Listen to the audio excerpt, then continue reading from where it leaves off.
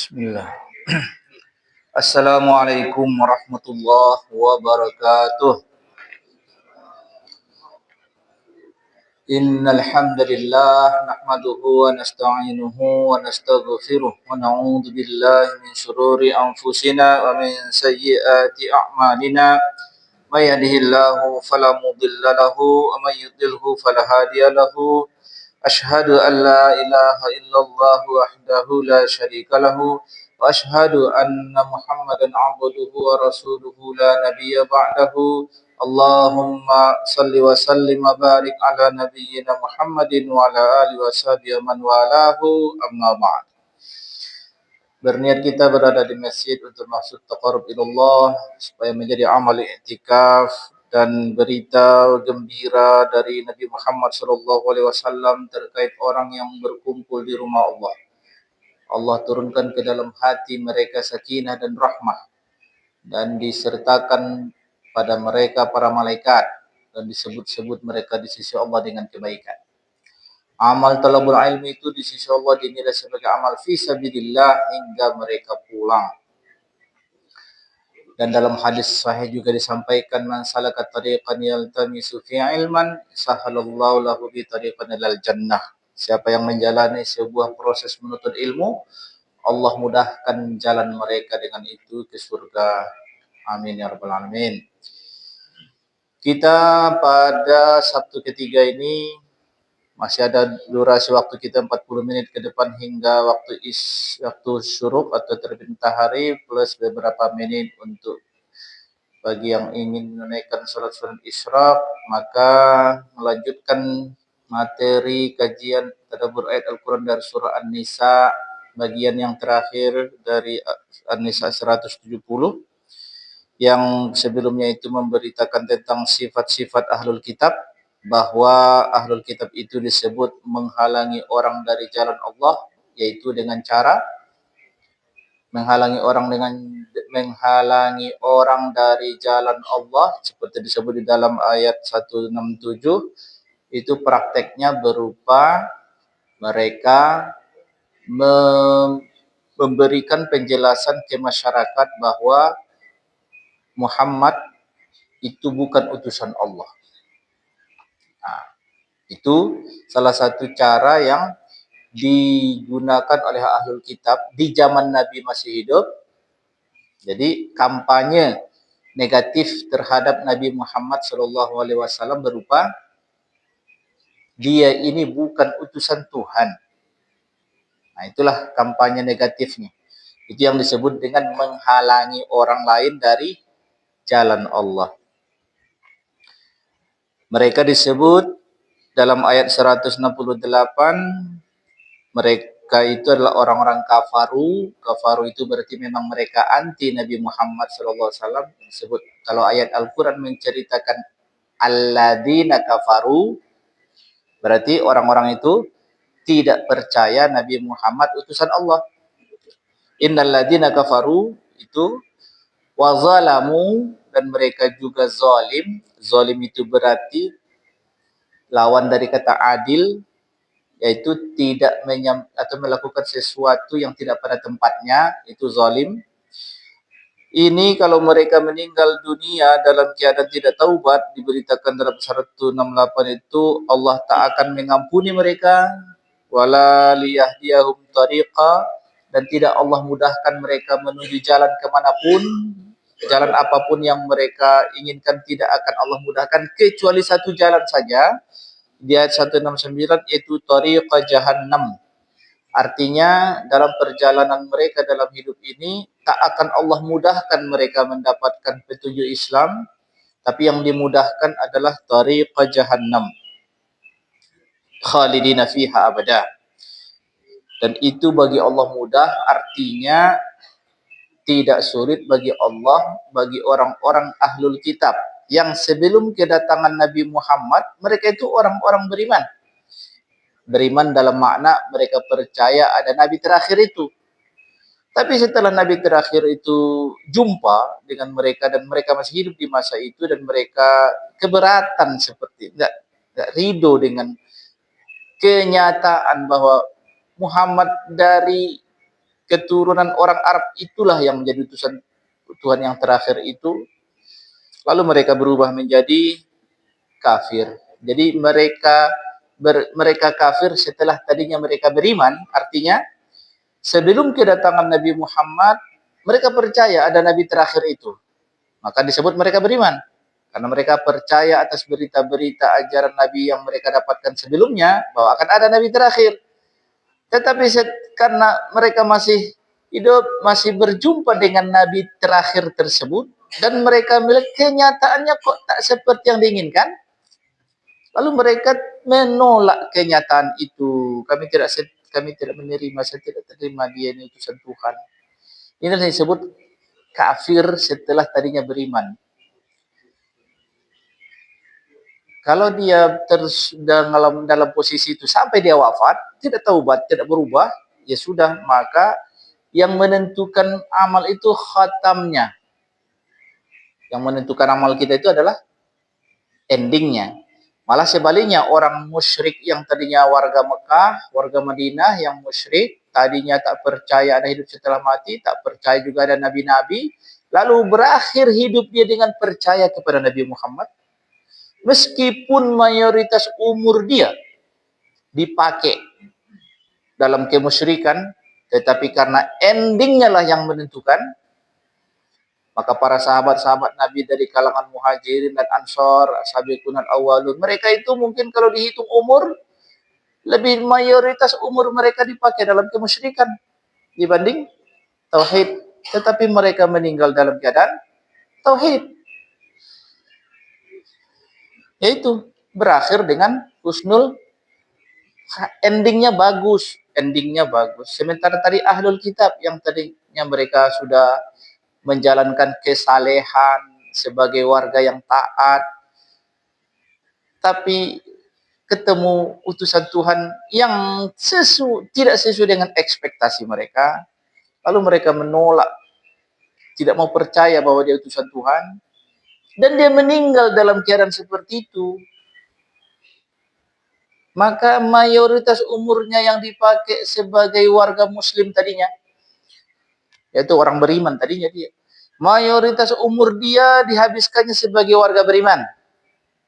Itu tidak menyebabkan apa-apa, tidak dijadikan pertimbangan apa-apa. Beda dengan kalau pengadilan di dunia. Kalau di pengadilan di dunia itu ada pertimbangan nanti di depan hakim. Misalnya seseorang ini dengan bukti dan saksi sudah tidak bisa diselamatkan dari vonis. Susah diselamatkan, ya kan? Pengacaranya pasti bekerja untuk apa lagi? Hah? Ada koruptor, bukti dan saksi tidak mungkin dia bebas. Karena apa? Karena kebenaran materialnya nggak bisa dikalahkan di pengadilan. Maka apa yang dilakukan pengacara lagi? Yang mendampingi dia? Biasanya berjuang untuk bebas nggak mungkin. Maka satu-satu yang dilakukan pengacara, apalagi harapan dia? Berharap supaya nanti vonisnya diringankan. Apa yang harus dikemukakannya? Maka dipanggillah saksi-saksi yang meringankan tentang kebaikan orang ini. Ini baik sama keluarganya, ini baik sama warga-warga, ini mungkin orangnya dermawan, ini suka menolong. Nah, lain dicuap-cuap lah nanti di pengadilan itu berharap supaya diringankan. Atau mungkin karena tanggungan dia banyak, ini kalau dia di penjara nanti akan banyak yang dirugikan, yang selama ini orang akan macam-macam. Itu hanya meringan. Itu di pengadilan dunia memungkinkan. Tetapi kalau misalnya di akhirat mungkin enggak. Misalnya kita ada hamba Allah nih. 90% durasi hidup dia sebagai orang beriman. Dikit di ujungnya seperti orang-orang ahlul kitab ini tadi. Di ending hidupnya dia tidak percaya Nabi Muhammad utusan Allah. Misalnya. Pertanyaannya, di pengadilan akhirat nanti ada nggak macam di dunia itu? Selalu datanglah dia ini orang baik selama ini ya Allah, dia ini warga yang baik, dermawan juga di tengah masyarakat, banyak menolong orang, menuntut ilmu, rajin di masjid ibadah, banyak yang menyaksikan ini orang rajin. Tapi kan endingnya dia anti Nabi Muhammad. Dalam keadaan itu dia mati. Nggak ngaruh. Nggak ada modal pertimbangan kayak gitu di akhirat. Atau sebaliknya. Contoh, kasus orang yang dalam cerita hadis sahih itu 99 nyawa orang dihilangkannya, plus satu lagi yang ke-100 seorang tokoh agama dibunuhnya juga, dan penyebabnya dia menghabisi yang ke-100 tokoh agama yang terakhir itu tokoh agama orangnya dibunuhnya gara-gara tokoh agama ini menjawab dia nggak akan diampuni karena saking banyaknya nyawa orang dibunuhnya. Tapi dia belum berputus asa, dia temu lagi tokoh agama yang lain. Dan tokoh agama yang terakhir ini bilang, kamu masih diampuni Tuhan asal kau taubat. Tapi kau harus menjalani proses perpindahan. Artinya kau jangan di lingkunganmu lagi. Pindah. Tinggalkan tempat tinggalmu sekarang. Di tengah jalan dia meninggal dunia. Dalam berita hadis sahih itu diberitakan, orang ini diampuni Allah dan divonis masuk surga. Pertanyaannya, logika akal sehat manusia pasti berpikir, tapi betapa jahatnya dia Tuhan. Banyak orang gara-gara dia membunuh orang, anak yatim dibikinnya keluarga orang yang dibunuhnya itu. Kehilangan yang dibunuhnya itu mungkin kekasih orang lain, kecewa seumur hidup orang. Banyak dirugikan sama dia. Apakah kejahatan dia ini nggak dipertimbangkan juga?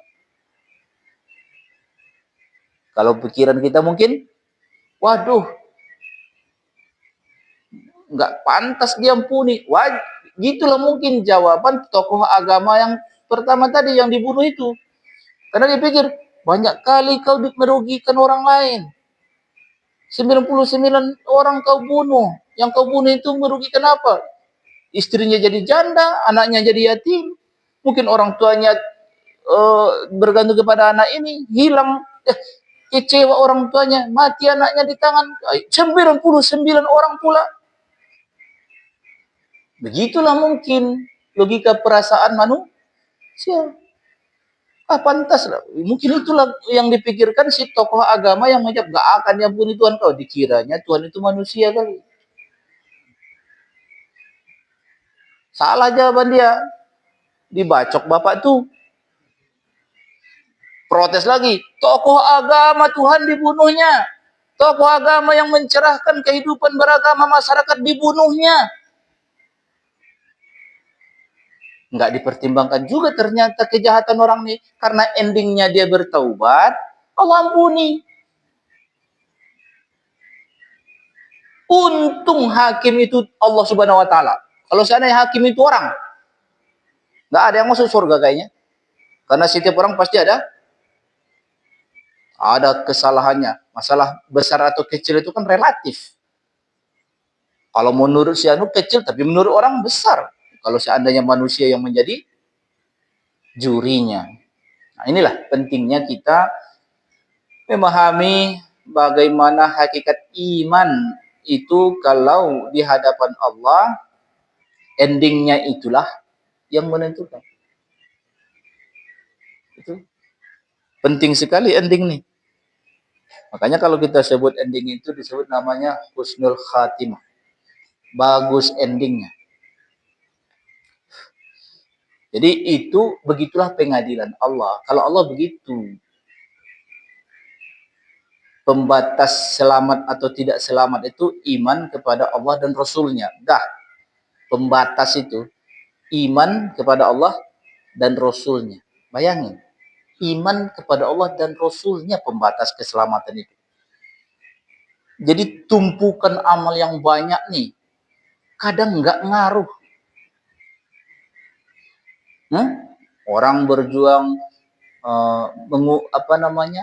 memungut poin-poin kebaikan lewat amal-amal sunat, lewat kesalehan pribadi, kesalehan sosial. Berharaplah nambah poin sampai menumpuk di atas. Nampaklah di pikiran manusia itu besar udah poin nih. Tapi yang menentukan di akhirat itu tetap basicnya adalah iman kepada Allah dan Rasulnya plus keikhlasan lah. Ya, artinya kalau suatu waktu di pengadilan ternyata tumpukan poin yang banyak nih tidak diakui sebuah kebaikan. Nah, tuh. Pada akhirnya apa? Allah yang maha adil, Allah yang maha juri satu-satunya, tidak ada banding di akhirat. Nggak ada banding di sana. Eksepsi ada nggak Ustaz? Kan mulut dikunci. Mau eksepsi gimana? Tinggal nerima vonis aja udah. Jadi membayangkan kehidupan setelah mati di pengadilan Allah itu jadi semakin ciut nyali kita, maka seharusnya kita menjadi semakin takut kepada Allah. Jangan terlalu pede betul kita menjadi hamba Allah yang baik. Lebih baik kita kalau salah ya kita mengaku salah. Kalau kebaikan kita itu juga nggak usah dibesar-besarkan kali di hati kita. Karena jangan-jangan kita cuma yang membesar-besarkannya, padahal di mata Allah nihil. Bagus, anggap nihil aja. Syukur-syukur kalau di akhir dianggap ada. Tapi kan kita Ustaz memang cari pahala. Ya, cari pahala itu karena memang data-data hadis itu kan disebut sholat 2 rakaat di waktu sebelum subuh itu, sholat 2 rakaat fajar itu lebih baik daripada dunia dan seisinya. Sholat 2 rakaat setelah waktu isyraq itu seperti pahala haji dan umrah sempurna. Begitulah hadisnya. Iya, memang yang menarik itu upahnya. Betul, upahnya. Tetapi sebenarnya orang mengejar melakukan amal itu karena upahnya atau karena dia disuruh aja. Karena upah ini tadi memang tarif upahnya begitu. Itu ada tarifnya, memang tarif upahnya. Tapi dibayar segitu atau tidak nanti tergantung sang pembeli lah. Siapa yang membelinya? Allah yang beli. Ya lihat kualitas barang lah. Tergantung si pembeli, bukan tergantung si penjual. Yang menentukan harga barang ini siapa? Pembeli. Siapa pembeli amal ini? Allah. Memang dijanjikan begitu tarifnya. Amal ini sekian tarifnya, ini sekian tarifnya. Tapi tergantung si pembeli. Lihat kualitasnya dulu lah. Ya kan? Karena ini pembeli yang nggak mungkin juga ditipu. Gitu. Dan dia punya hak prerogatif seluas-luasnya gitu. Mau dibelinya atau tidak gitu. Kita sebagai penjual ini tidak ada alternatif pembeli yang lain. Kalau seandainya ada pembeli yang lain, kita kejar pembeli yang lain. Masalahnya ada pembeli yang lain dari amal nih. Jadi udahlah, jangan kita merasa punya daya tawar. Karena nggak ada pembeli yang lain. Ya sudah, pasrah kalau kepada pembeli yang satu nih. Dihargainya, alhamdulillah. Tak dihargainya, kita juga tak bisa mencari calon pembeli yang lain. Kalau seandainya ada pembeli yang lain, kita kejar itu. Nah ini, oleh karena itu kepasrahan itulah yang menentukan dalam jiwa kita setiap beramal. Jadi nanti jangan juga begini. Pembelinya cuma satu, monopoli dia nih. Gak usah jualan kalau kayak gitu. Ya kan? Ini namanya hamba yang berputus asa. Dan itu menjadi penghalang bagi dia untuk taat. Makanya jawaban akhirnya, sebenarnya kita melakukan amal ini karena kita mau jualan untuk dibeli, sementara yang menentukan diterima atau dibeli atau tidak adalah satu pembeli doang, nggak ada pembeli yang lain, atau karena kita ya karena disuruh ya udah lakukan saja. Maka jawaban yang seharusnya yang kedua, kalau engkau melakukan penumpukan amal soleh ini harus karena dasar entah karena disuruh atau karena meniru Nabi Muhammad. Itu aja. Ya, tapi memang dalam data-data hadis disebutkan tarif harganya, betul. Disebutkan tarif harganya biar menarik. Karena sebagian orang nih kalau nggak ada harganya nggak tertarik dia. Nanti kasihlah harga, padahal dia tuh lupa pembeli barangnya cuma satu. Pembeli ini nggak bisa diatur, nggak bisa ditekan. Terserah dia. Barang bagus pun kalau dia nggak mau beli, siapa yang maksa dia? Barang bagus sudah. Ditanya tokoh agama, gimana menurut Tuan hamba Allah ini? Udah soleh belum? Soleh dia. Bagus amalnya. Udah memenuhi syarat dan sukunya. Sudah sesuai sunnah Rasul. Kata komentar tokoh agama misalnya. Nggak dibeli sama sang pembeli itu. Dah. Terserah dia. Oleh karena itu, kalau toh kita melakukan kebaikan ini, betul ada data-data hadis terkait masalah tarif harganya, tetapi kalau toh kita melakukan lebih tepatnya karena kita menjalani kepatuhan. Karena kita memang posisinya hanya seorang hamba, nggak lebih dari sekedar hamba. Inilah tagihan kita dari Allah Subhanahu wa taala yang ditekankan lagi di ayat 170 ini, ya ayuhan nas qad ja'akum rasulun bil haqqi min rabbikum fa aminu khairan lakum.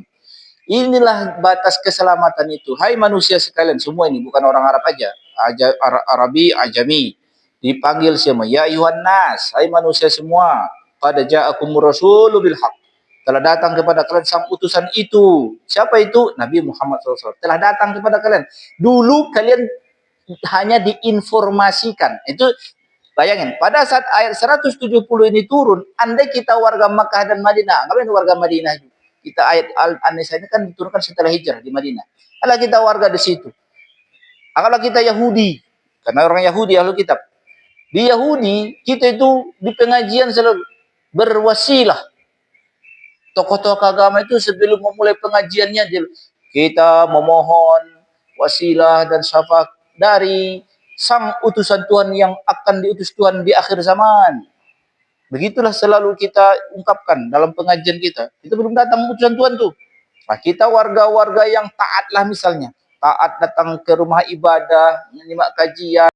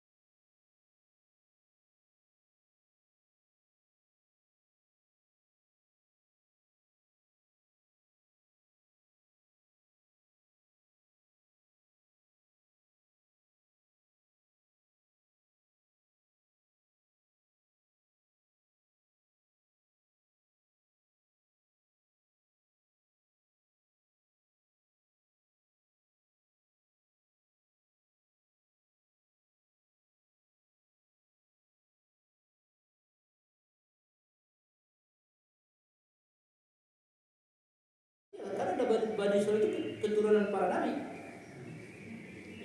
Jangan kalian pikir gara-gara kalian keturunan para nabi terus kalian tak percaya utusan Allah ini, terus kenyataan kalian sebagai keturunan nabi itu bisa mengubah keputusan Allah. Enggak, milik Allah langit dan bumi. Artinya kalau milik Allah langit dan bumi, ya terserah Allah. Jangan berpikir Allah bisa diatur. Allah yang punya langit dan bumi ini enggak masuk, enggak ngaruh bagi Allah, enggak ngaruh bagi Allah. Kufur kalian semua, enggak ngaruh bagi Allah. Jadi hubungan kalimat itu, kalau kalian tak percaya Muhammad utusan Allah, milik Allah langit dan bumi, itu kalau enggak dijelaskan hubungan kalimat itu tadi, jangan gara-gara kalian pikir kalian tak percaya mungkin menjadi daya tawar buat kalian, rugi Tuhan, kecewa Tuhan, gitu. Itu manusia. Tadi gini, manusia itu kan gitu. Follower dia banyak, habis itu berubah, unfollow, kecewa dia. Itu manusia kan? Allah enggak lah. Ini hamba ini. Malah ada hadis bilang begini. Seandainya semua hamba Allah ini taat semua, enggak ada yang maksiat, enggak ada yang durhaka. Nih, hadis sahih. Seandainya semua hamba Allah ini taat semua, enggak ada yang durhaka, akan Allah ciptakan makhluk yang lain yang beda dengan ini, yang dia akan durhaka terus diampuni. Jadi jangan dikira Allah ini jangan dikira Allah itu terganggu betul kalau hambanya. Udah kan? Enggak ngaruh bagi Allah itu. Begitu juga taatnya Allah juga enggak juga kesanjung juga Allah jadinya. Allah Azizun Hakim. Allah Dzul-Intiqam, Allah Qahhar, Allah Jabbar, tapi Allah Rahim, Allah Ghafur. Al-Mughni, Al-Mu'ti, Al-Mu'izzu, Al-Muzillu. Terserah Allah. Iyalah Allah. Kalau enggak begitu bukan Allah. Kalau ada Tuhan yang kira-kira bisa diatur, enggak usah percaya, gitu bukan Tuhan. Tuh. Jadi berimanlah kalian, inilah pilihan terbaik buat kalian. Kalau kalian tak mau percaya dia utusan Tuhan, jangan kira Allah rugi. Milik Allah langit dan bumi, tak terganggu kekayaan Allah dengan itu, tak terganggu kebesaran Allah. Wa kana Allahu aliman hakima, dan Allah itu alim, Allah itu hakim, Allah itu maha tahu, Allah itu adil. Jadi kalau udah aliman hakimah itu ada hubungannya. Maksudnya gini, hubungan sifat Allah yang disebut di akhir ayat. Kan banyak sifat Allah yang lain. Rahiman, Qahar, Basiran misalnya. Jadi biasanya ada juga penelaan antara ayat kita dalam Al-Quran. Jadi hubungan kata demi kata dalam ayat Al-Quran itu terintegrasi dalam makna seperti misalnya. Dan itu kan, hai orang yang beriman, hai manusia sekalian, telah datang kepada kalian sang utusan itu, nyata adanya bilham, benar adanya, datang dari Tuhan kalian, ayo percayalah kalian pada dia. Ya, itu panggilan. Terus kalau kalian tak percaya, toh ya milik Allah kok langit dan bumi. Terus kalimat ketiganya, Allah Maha Tahu, Allah Maha Adil. Itu kalau nggak dihubungkan tiga bagian itu, apa hubungan endingnya dengan Allah Maha Tahu, Allah Maha Adil dengan kalimat tadi sebelumnya berada ancaman toh? Kalau kalian tak percaya, toh milik Allah langit dan bumi. Artinya apa? Kalau aliman hakimah, masalah keselamatan kalian nanti di akhirat itu tergantung satu saja, Allah. Dia yang menjadi hakim nih, alim. Alim itu artinya tidak ada yang nggak dia tahu semua. Jadi keadilan Allah itu keadilan hakiki. Sementara keadilan manusia itu keadilan nisbi. Tahu nisbi? Hakim misalnya nih. Siapa jam Pitsus tadi? Ya. Jadi kan belum tahu nih endingnya gimana. Tapi kan opini sudah nampak, sudah ada videonya, sudah ada ini. Nah, ditangani sama siapa sekarang? Polisi apa kejaksaan? Nah, cara kerja pengadilan itu kan diperiksa dulu, ya kan? Penyelidikan apa segala macam lah dilakukan menurut aturan acaranya. Dah.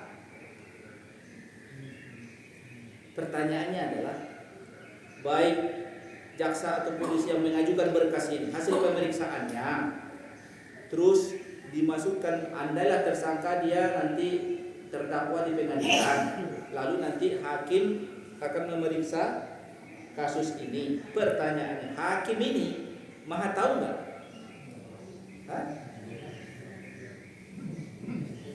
Hakim ini maha tahu nggak?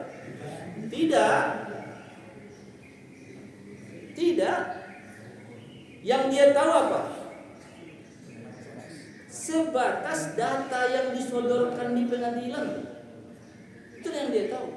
Malah hakim itu harus orang yang tidak tahu mana. Bukan orang dekat terdakwa.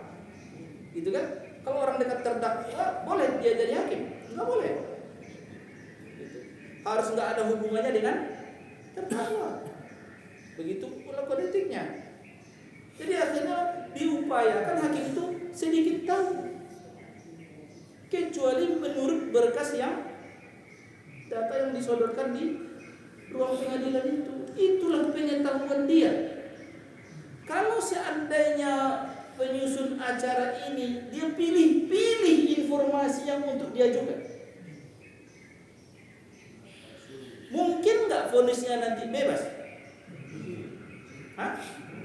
Mungkin loh. Tapi nggak usah sakit hati Bapak. Pengadilan di dunia memang begitu. Namanya kebenaran material. Apa namanya?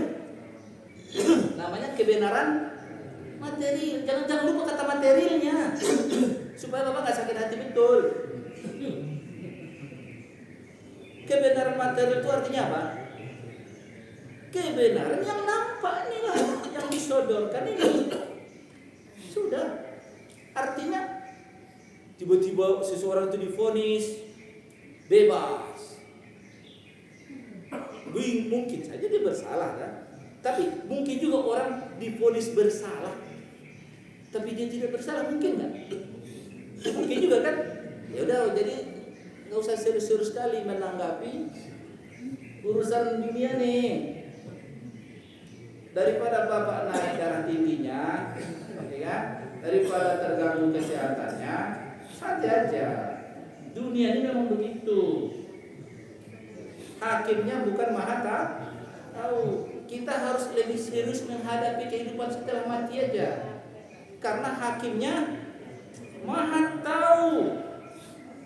Gak bisa ditipu berkasnya. Nanti kalau kasus nih banyak kasus menguap apa segala macam, dah santai, dunia ini begitu. Daripada Bapak stres maksudnya, kan Bapak udah pensiun, ya kan? Daripada baca medsos begini terus emosi gitu kan? Ingat, kebenaran pengadilan atau kebenaran di proses hukum itu namanya kebenaran material.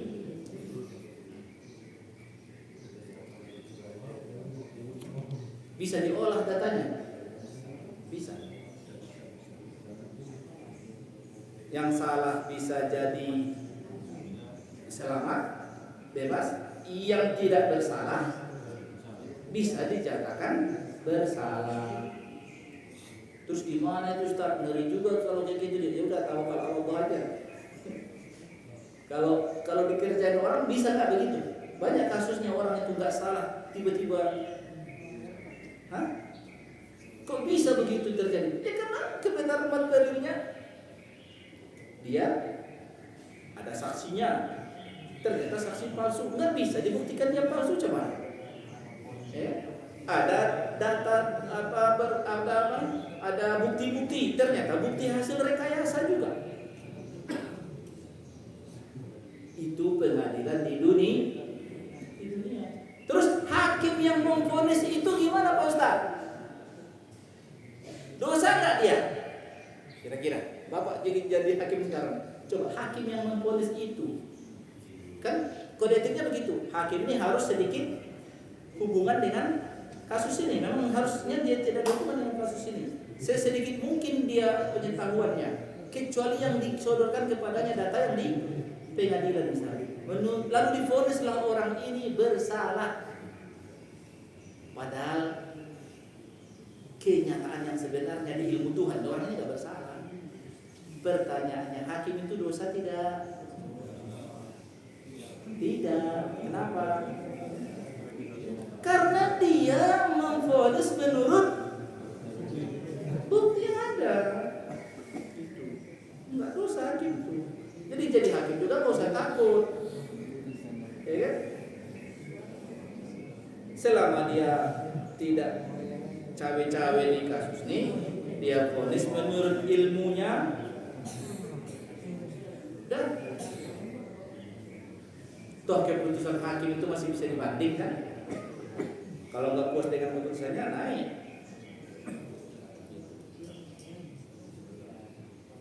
Nah, inilah hubungan akhir ayat tadi, innahu aliman wa kana Allahu aliman hakim. Artinya hakim yang akan memvonis kita nanti selamat atau tidak selamat itu yang maha tahu. Makanya nggak ada banding di akhirat, nggak ada banding.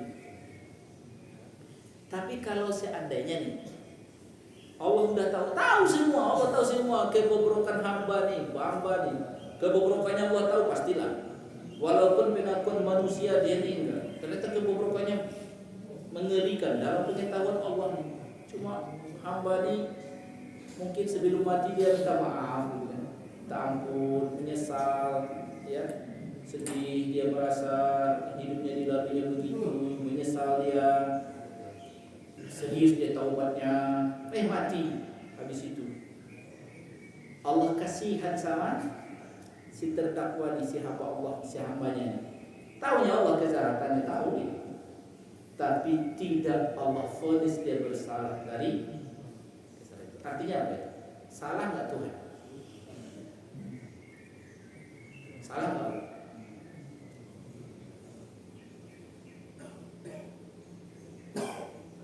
Karena itulah dia Allah. Kalau nggak begitu ya nggak Allah namanya. Dia punya hak untuk mengampuni.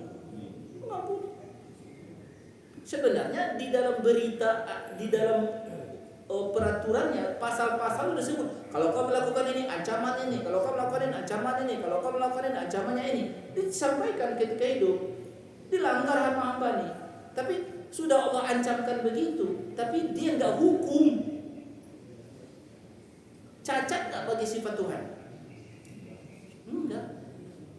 Itu tetap sifat kesempurnaan. Bagi Allah itu sifat kesempurnaan, itu bukan sifat kekurangan. Padahal udah diancamkan juga, awas kau. Tapi nanti kasihan Allah sama dia, nggak dihukumnya. Itu bukan sifat kekurangan, itu sifat kesempurnaan. Dan itu nggak boleh dipakai hakim. Nggak, makanya hakim di ini nggak boleh pakai sifat itu. Nggak boleh ada rasa kasihan. Begitu aturannya bagi hakim di dunia, nggak boleh dia punya rasa kasihan. Seperti misalnya ancaman berzina, dihukuman pakai apa? Rajam sampai mati loh.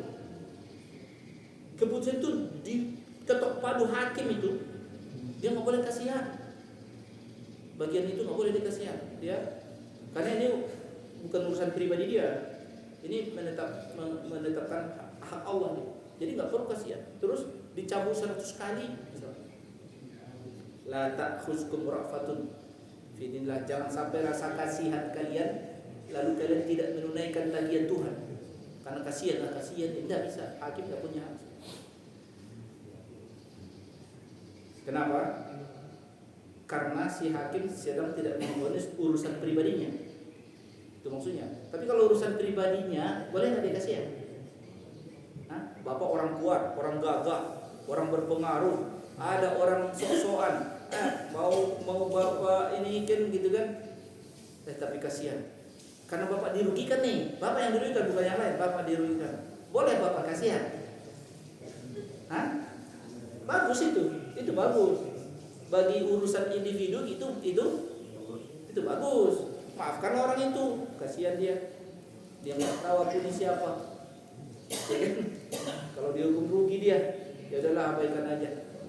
Maafkan, karena yang terganggu urusan pribadi, silakan tiru sifat Allah tadi. Kasihan, maafkan, boleh. Tapi kalau di hakim tadi enggak. Karena itu bukan urusan pribadinya. Dengan si terdakwa itu dia sedang memvonis hakim. Nah itu ayat 170 tadi. Nah, lalu ada lagi teguran bagi ahlul kitab di ayat 171. Ini teguran buat ahlul kitab, orang Kristen, orang Yahudi, ini ditegur. Ya ahlul kitab bila taghlu fi dinikum wa taqulu 'ala Allahi illa al-haq. Hai ahlul kitab. Nah, kalau disebut ahlul kitab bisa dua-duanya, itu Yahudi dan Nasrani. Tetapi melihat konteks ayat ini, kayaknya yang tersinggung ini orang Kristen. Yang harus tersinggung siapa? Orang Kristen. Kenapa? Narasi itu gini. Jangan kalian katakan terhadap Allah kecuali yang sebenarnya. Artinya jangan ngarang-ngarang terkait Allah. Katakan Allah apa adanya. Dan Al-Masih Isa bin Maryam itu adalah utusan Allah. Yesus Kristus itu terjemah dari Al-Masih Isa. Al-Masih itu terjemahnya Kristus. Isa itu Yesus. Yesu dulu dibacanya pakai bahasa Latin Yesu kalau bahasanya Isa. Jadi itu bahasa ya, karena masalah. Yesus Kristus putra Maryam itu adalah sang utusan Tuhan, dan Yesus Kristus putra Isa Maryam itu juga adalah firman Tuhan. Itu disebut kalimatuhu alqaha ila Maryam. Firman Tuhan yang Allah berikan kepada Maryam, yang Allah campakkan ke dalam Maryam, ke dalam rahim Maryam. Wa ruhun minhu, ruh yang Allah ciptakan. Itulah ayat. Jadi kalau misalnya kita ikut pengajian orang Kristen, itu persis ayat ini. Jadi orang Kristen itu juga menyebut Yesus adalah firman. Begitu bahasanya. Coba dengar khotbah. Yesus adalah firman. Yesus itu firman. Nah, inilah celah mereka. Ini tafsir mereka. Makanya kita sebut orang Kristen itu sesat. Kenapa? Karena ada salah satu tafsir ghairil maghdubi alaihim waladdallin.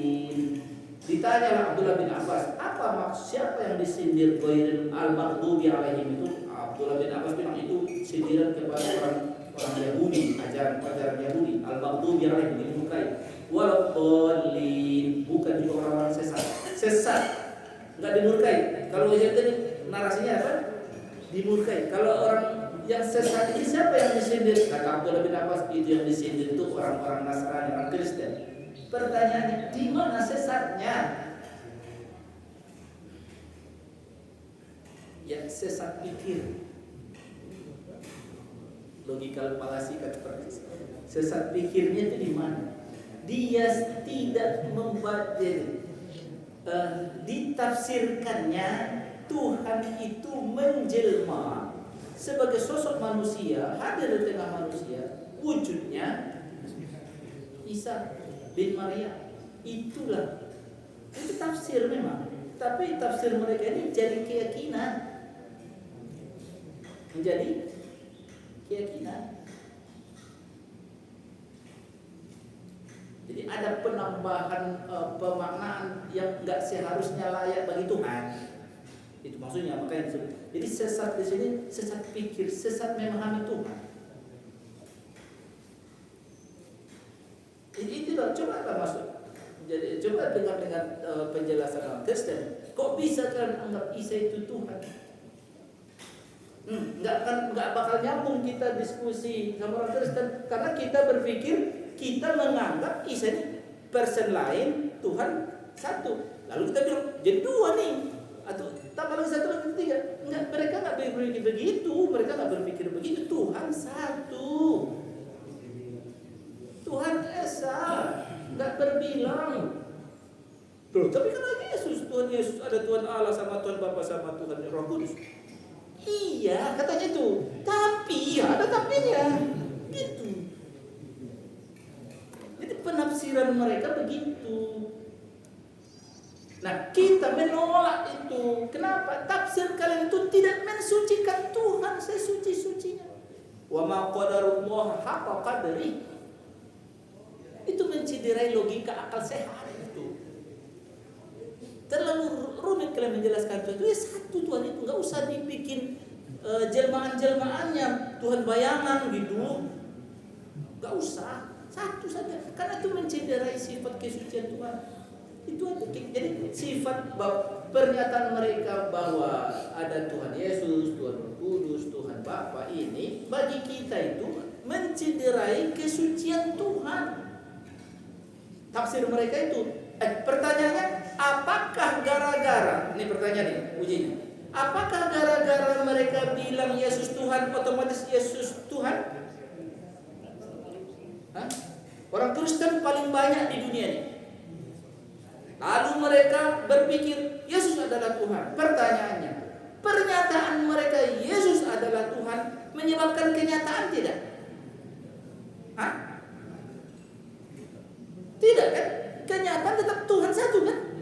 Makanya kata-kata mereka ini yang menciderai kesucian Tuhan itu. Bukan berarti Tuhan jadi berubah gara-gara dikata-katain. Enggak gitu. Ya, yang benar itu ya benar, nggak mungkin berubah jadi salah. Allah itu ya Allah yang hakiki ya Allah. Makanya kita menyebut Allah itu dengan kalimat tambahan namanya Subhanahu. Apa arti Subhanahu wa ta'ala? Itu bukan titel, karena ditulis di ujungnya SBT. Ada makna itu, bahasa Arab itu Subhanahu wa dan ta'ala itu. Yang tahu kita sebagai orang-orang yang sering mengucapkan Subhanahu wa ta'ala ya tahu maknanya. Kenapa harus kita ucap Allah Subhanahu wa ta'ala? Karena hanya sekedar Allah doang. Orang tuh bilang Allah juga. Tapi mereka bilang bukan Allah, Ustaz, mereka bilang Allah.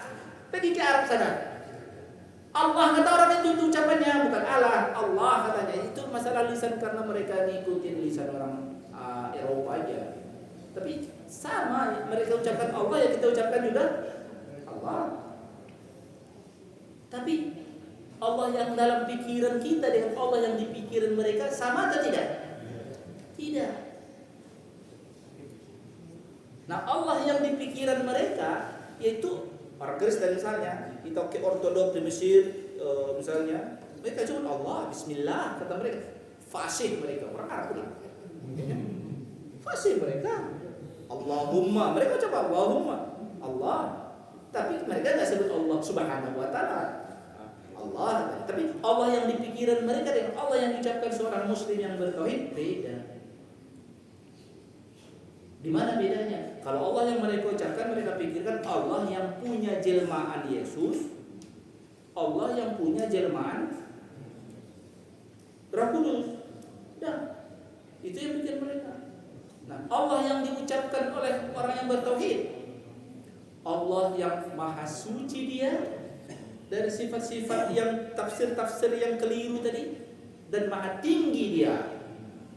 Dua kata itu, maha suci dia, maha tinggi dia. Hubungannya dengan Allah apa? Kenapa harus dua kata? Apa penjelasannya Ustaz? Disebut maha suci dengan maha tinggi itu apa tujuannya? Kalau disebut maha suci itu artinya di segala hal pikiran-pikiran yang tidak layak bagi Tuhan tidak ada bagi dia. Contoh misalnya Tuhan beranak, itu nggak pantas bagi Tuhan itu, ya, nggak pantas bagi Tuhan. Maka maha suci dia. Kalau disebut maha tinggi dia, seperti Tuhan pengasih, Tuhan pengampun, Itu nanti kita uji. Tapi manusia pengasih juga. Manusia juga ada yang pengampun juga. Lalu, pengampunnya Allah ini maha tinggi. Artinya tidak selevel dengan pengampun makhluk. Maka dua kata itu kita sertakan. Maha suci, artinya suci dari apa? Segala pikiran-pikiran negatif yang tidak pantas bagi Allah. Terus maha tinggi, dia maha tinggi dalam hal sifat-sifat kesempurnaan. Sementara selainnya berkekurangan. Itulah Allah Subhanahu wa ta'ala. Jadi ayat ini ya seperti apa yang mereka pelajari tadi. Innamal masihu Isa bin Maryam Rasulullah. Jangan tafsirkan lebih. Dia ini putra Maryam ini enggak lebih. Jangan ditafsirkan dia adalah jelma Tuhan yang sengaja. Jadi pikiran mereka itu begini sebenarnya. Jadi Tuhan ini karena tidak bisa diakses oleh manusia. Itu pikiran mereka ya, cara pikir orang Kristen. Tuhan ini nggak bisa diakses oleh manusia karena dia bukan benda. Karena dia bukan juga cahaya, bukan. Nah, terus perlu ada sosok yang hadir langsung di tengah manusia supaya mencontohkan realnya maunya gimana. Itulah pikiran mereka itu. Jadi bagi pikiran orang Kristen, sosok itu perlu. Itu lalu hadirlah dia sebagai manusia. Tapi kan kenyataannya dia kalau kita sih nggak meyakini, tapi mereka meyakini. Kita tidak meyakini Nabi Isa, di saat kita bahas itu.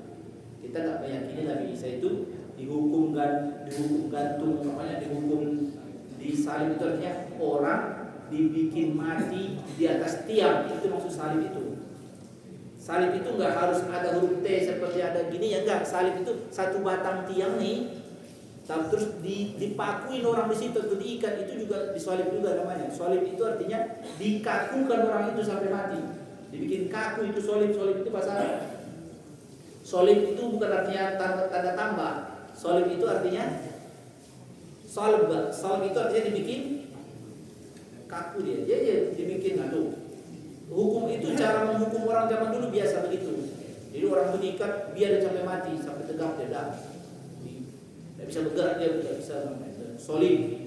Lalu kalau orang Kristen percaya mereka Nabi Isa itu dihukum mati dengan cara kita tidak percaya. Nah, kita menolak keyakinan itu karena apa? Karena satu, karena berita ayat Al-Quran memang wama sholabu wama qatalu, mereka tidak percaya. Terus lagian tidak sesuai dengan kehormatan utusan Tuhan. Ya kan? Utusan Tuhan tidak dihinakan seperti itu. Allah sangat menjaga para utusan Tuhan. Gitu. Tapi tafsir mereka tetap itu Nabi Isa disalib, terus dibikin tafsir lagi. Supaya itu kan normalnya kan salib itu kan tempat yang hina kan? Tempat yang hina itu batang kayu itu, tempat orang dipaku di situ, diikat, itu tempat hina banget. Lalu dikampanyekanlah justru dengan peristiwa inilah dia menyelamatkan seluruh manusia. Maka simbol ini kita angkat sebagai simbol keselamatan. Simbol, jadi simbol ya. Salib itu menjadi diangkat, dikampanyekan di dalam ajaran itu menjadi sebuah simbol keampunan, simbol penebusan dosa. Terus belakangan berkembang lagi jadi jimat. Kalau bisa mengusir jin. Nah kita ini masalah simbolis ini enggak.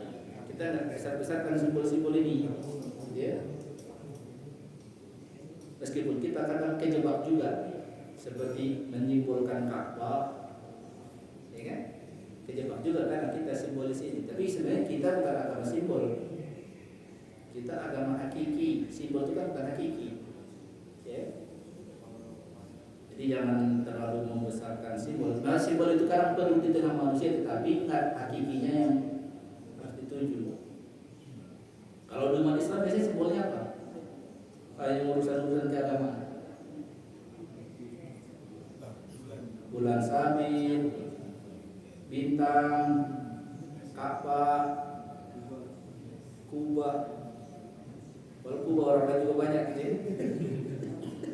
Ya udah, ingat itu jangan terlalu diinikan. Kita jangan kejebak pada simbol-simbol itu. Kita hakiki aja ya Allah itu ya hakiki, nggak usah disimbol-simbolin. Bahkan tulisan lafzul jalalah, teks Allah itu pun ya nggak usah disimbolin. Ya kan? Itu Allah bukan. Iya kan? Ya udah. Jadi kita nih umat Islam itu lebih kepada hakikatnya gimana lah. Hakikat aja, hakikat. Jadi kalau orang Kristen itu banyak simbolnya. Jadi semua disimbolin. Termasuk Nabi Isa nih. Jadi Nabi Isa itu disebut di sini firman Allah. Ya artinya apa hubungannya firman Allah? Maksudnya karena normalnya manusia selain Adam dan Hawa, normalnya manusia itu tumbuh di rahim lewat pertemuan dua alat kelamin dulu. Normalnya dulu sebelum sekarang dengan jarum suntik. Ya kan? Pertemuan dua sel itu dilakukan dengan pertemuan dua kelamin dulu. Jadi artinya kejadian Nabi Isa terlahir dari rahim Maryam yang tidak ada lawan jenisnya, inilah yang disebut firman Tuhan. Artinya dengan kuasa Allah kun fayakun, terciptalah ini. Itulah tafsir kita, bukan kalau orang tafsir Kristen gini, Nabi Isa itulah firman Tuhan. Karena dia firman Tuhan berarti dia Tuhan. Ngerti nggak maksudnya? Gini, ngerti kan? Itu iman orang Kristen itu. Kita enggak, firman Tuhannya bukan Nabi Isa-nya. Terciptanya dia di dalam rahim Maryam karena firman Allah. Sebenarnya kita juga firman Allah juga, cuma kan disertai dengan sunatullahnya. Sunatullahnya itu pertemuan dua sel itu, tumbuhlah dia menjadi makhluk baru, bentuk baru. Itu yang kita tafsir mereka enggak. Yesus inilah firman. Karena ini firman Tuhan, berarti dia Tuhan gitu. Terus gimana itu Ustaz? Wah, pokoknya nanti di akhirat kita tunggu nasib mereka. Kita bikin nasib kita dulu lah. Itu urusan Allah itu. Ya kan? Tahu Allah maafkan, tak enggak? Ya itu urusan Allah itu. Ya kan? Tapi kalau sebatas yang kita sebagai umat Nabi Muhammad atas arahan Al-Quran, ya menurut kitab pasalnya mereka diancam tidak selamat. Ya itulah kita pegang. Itu kan. Itu yang kita pegang. Bahwa nanti realnya di pengadilan gimana terserah lah. Itu urusan sang hakim lah. Yang kita pegang sekarang pasalnya begitu.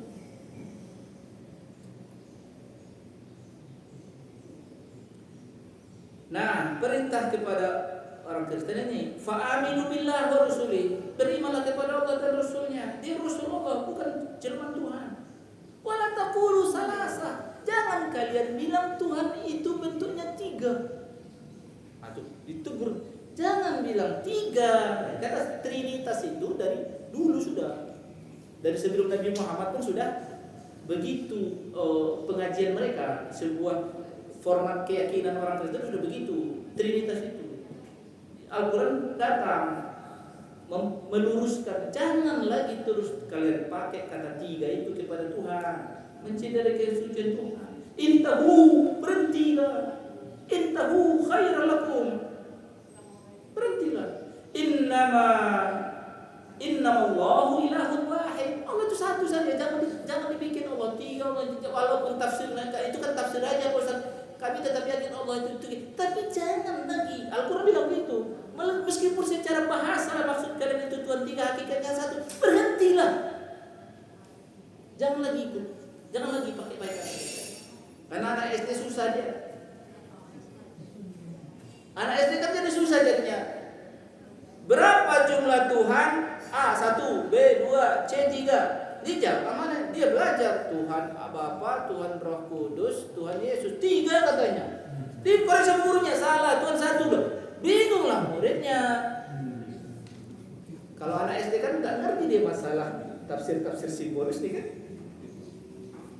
Nah, subhanahu. Nah ini pernyataan subhanahu. Kenapa tadi makna subhanahu? Maha suci dia dari sifat-sifat yang kita tempelkan kepada Allah yang tidak pantas baginya. Maha suci dia. Subhanahu yakuna lahu waladun. Maha suci dia, enggak mungkin dia punya anak. Enggak sifat Tuhan. Kalau yang punya anak itu bukan Tuhan, itulah. Meskipun secara bahasa tidak pantas bagi Tuhan. Makanya kalau kita komentari orang Kristen tersinggung misalnya. Ya sudahlah Tuhan. Siapa bidannya pada saat dia lahir?